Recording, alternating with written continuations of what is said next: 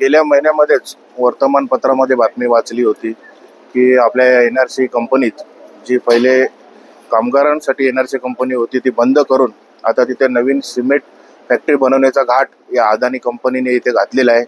त्याच्यासाठी आम्ही या 2-3 दिवसापूर्वीच हजारो संख्येने तिथे नागरिकांतर्फे असो लोकप्रतिनिधींमार्फत असो तिथे हरकती गेल्या आणि त्या हरकतींच्या जनसुनावणी म्हणून आजच्या दिवशी आपल्या NRC कंपनीमध्ये इथे सर्व प्रदूषण विभागाचे अधिकारी आणि अदानीच्या कंपनीचे उत्तर देण्यासाठी लोक होती ते सर्व इथं आज उपलब्ध होते।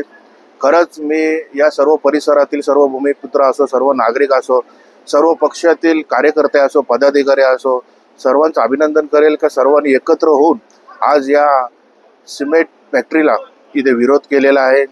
आणि खरंच एक अभिमानास्पद बाब आहे की या परिसरातील सर्व नागरिक मुद्देसूद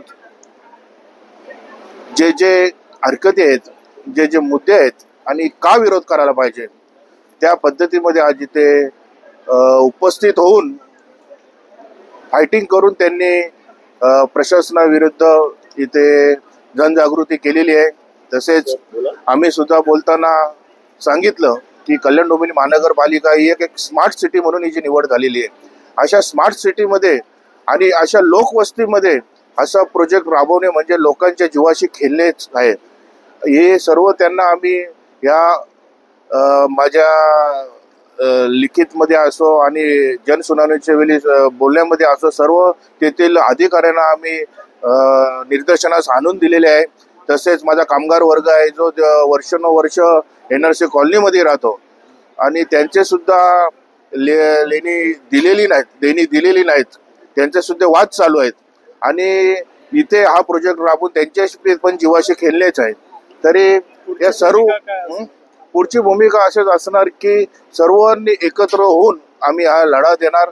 आज इथे सर्व नागरिकांनी जाहीर निषेध केला आणि चले जाओ अदानी, चले जाओ अंबुजा सिमेंट अशा नारा देऊन घोषणा दिल्या। जनसुनावणी आज संपलेली आहे, मात्र पुढेही सर्व पक्षांचा विरोध कायम राहणार आहे। नक्कीच कायम राहणार, कारण ही जनसुनावणी मला तरी वाटतं ही फिक्स जनसुनावणी होती।